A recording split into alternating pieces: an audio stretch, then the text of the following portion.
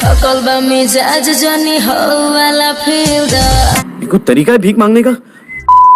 भाई लोग, आज हम बात करे वाला बानी इंस्टाग्राम रील्स के नचनिया के बारे में, जवन गाड़ हिला हिला के पूरा लाड़ खड़ा कर देवे। नाचे आइल बाहरे बाराती में, गोली चलेला इहाँ राती में। देख रहे हो पापा की परियों को हिला हिला के बड़ा कर दोगी क्या?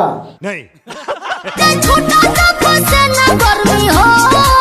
हमारा आज तक ले एगो बात समझ में ना आयल, शरीर में इतना सारा जगह बाटे लेकिन चोलिए में ज्यादा गर्मी काहे होला? ज्यादा गर्मी तो काली गुफा में होके के चाहिए। बड़ा हरामी हो बेटा।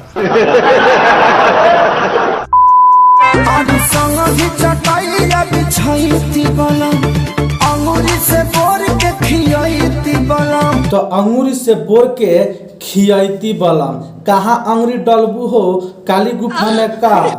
अच्छा मर पाए 18 साल हमके चुमे दजापन गाल, आवा नैन लड़ावा हो ई जाने बतोहरे नाम जाने जब मत तरसावा हो। देख रहे हो, इसे कहते हैं उम्र 55 की आज्ञा दिल बचपन की। 55 की उम्र में जवानी इतना उफान मार रहा है, तब तक जवानी में कितना गोड़ा के घूट के बैठ गए लोग।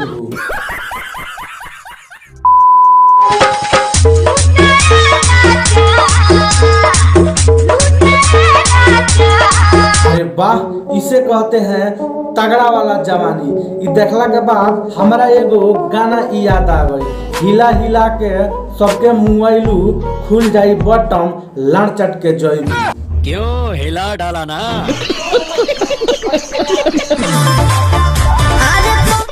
साले का खोपड़ी तोड़ साले। वीडियो में लाड़ चट के आइल बड़ा का, थोड़ा डांस कर लिहल कर। निकल लौड़े, पहली फुर्सत में निकल। गजब बेइज्जती है। तुम्हारा ये राजा मरवैले के भूख बा,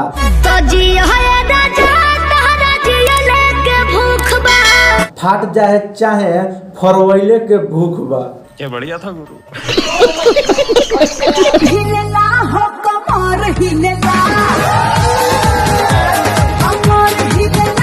ये सब क्या देखना पड़ रहा है?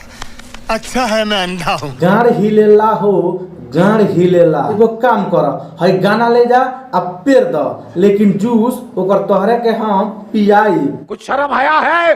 नहीं। Well done. I got broads in Atlanta, just to lean the family.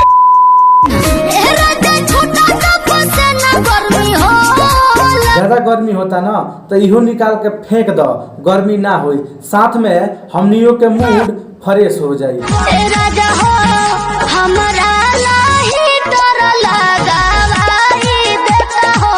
लो, इनको इतना गर्मी में हीटर चाहिए। यहाँ पे गर्मी से गमछा से मुंह पोछना पड़ रहा है, लेकिन इनको हीटर चाहिए। थोड़ा कम हीटर लीजिएगा, नहीं तो गाड़ जल जाएगा। लगा दे पानी में जवानी उसको कहते हैं। हिला दे लाड़ हाथों से, हिलाना उसी को कहते हैं। आपको अच्छी लगी तो ऐसे थोड़ा मार दीजिए हाथ आप। तो बस भाई लोग, आज के लिए इतना ही। उम्मीद करता नहीं वीडियो तनिक अच्छा लगल होगी। अगर वीडियो थोड़ा भी अच्छा लगे तो वीडियो को लाइक करिए, चैनल के सब्सक्राइब करिए। मिलन कौन अगला वीडियो में, तब तक के लिए बाय।